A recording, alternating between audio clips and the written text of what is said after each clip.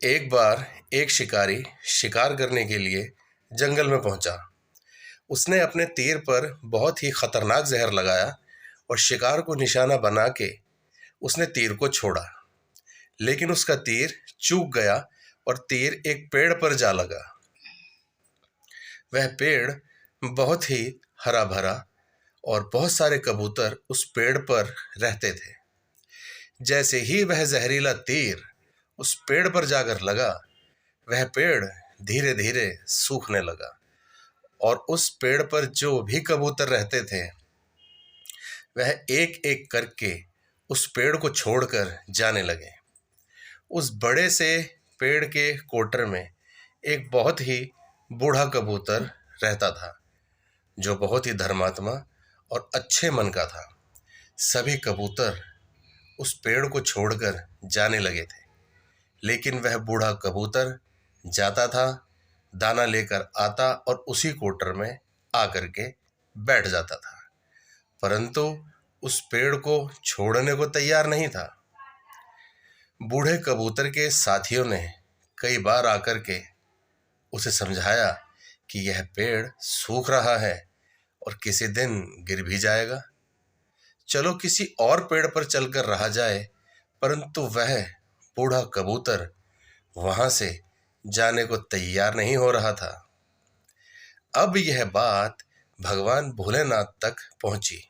उन्हें बताया गया कि एक कबूतर है, वह जिस पेड़ पर रहता है उस पेड़ पर एक जहरीला तीर लगने के कारण सूखने, गिरने और खत्म होने के कगार पर आ पहुंचा है। एक और बूढ़ा कबूतर अभी भी वहीं पर रहता है। वह दाना लेकर आता है और वहीं पर रहता है, जबकि उस जंगल में बहुत सारे पेड़ हैं, लेकिन वह उसी पेड़ पर रह रहा है। भगवान भोलेनाथ प्रकट हुए और उस बूढ़े कबूतर से कहने लगे कि आप बहुत धर्मात्मा हैं, बहुत ही अच्छे मन के हैं, लेकिन आप इस पेड़ को छोड़कर किसी और पेड़ पर चले जाइए,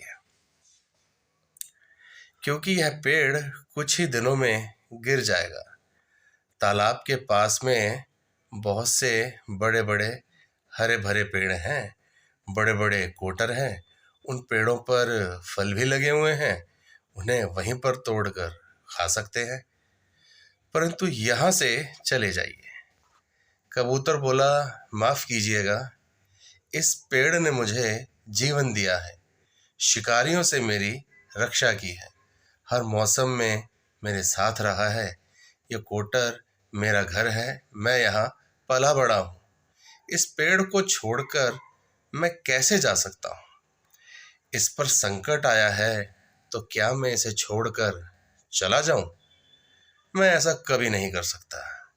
भगवान भोलेनाथ कबूतर के इस बात से बहुत ही प्रसन्न हुए। उन्होंने कबूतर से कहा कि मैं आपकी इस बात से बहुत ही खुश हूँ, मांगो जो आपको मांगना हो। उस बूढ़े कबूतर ने कहा, मुझे बस इतना मांगना है कि जिस पेड़ ने मुझे जन्म दिया, जहां मैं रहा, पला बड़ा, जिसे आप मेरा जन्मभूमि कह सकते हो, आप इसे फिर से वैसा ही हरा भरा कर दो जैसा यह था। भगवान भोलेनाथ ने अमृत से उस पेड़ को सींच दिया और पहले की तरह हरा भरा कर दिया। अब वापस से उस पेड़ पर आकर के बाकी कबूतर रहने लगे। वह बूढ़ा कबूतर कुछ समय तक और जिंदा रहा, फिर उसकी मृत्यु हो गई और वह स्वर्ग में चला गया। यह कहानी हमें सिखाती है कि जब भी किसी इंसान का बुरा दौर आता है तो इमोशनली वह टूटा हुआ होता है, उसे किसी के सहारे की ज़रूरत होती है, किसी की आवश्यकता होती है। अगर आप ऐसे समय में उसे छोड़कर चले जाएंगे, उससे बात नहीं करेंगे, मुंह मोड़ लेंगे, तो आपसे बुरा कोई नहीं, क्योंकि आप किसी के सुख दुख में साथी बने या ना बने, लेकिन आपको हमेशा किसी के दुख का साथी जरूर बनना चाहिए।